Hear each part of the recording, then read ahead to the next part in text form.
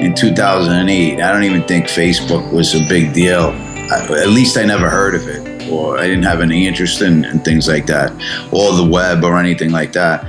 But that's when I started, researching articles on photographers and photography. And I just, just out of, not that I wanted to, it just kind of stumbled upon it. Mm-hmm. When I had found out that there was a way to learn about photography online through the YouTube channels and watching people actually execute their work while watching, a YouTube publication.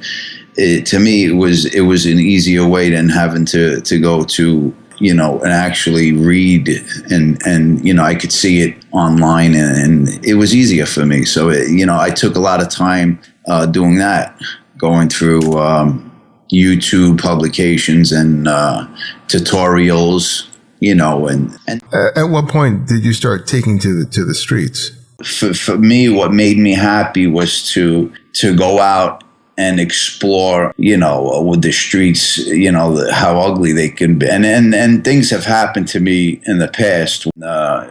Photography was just this great release for me.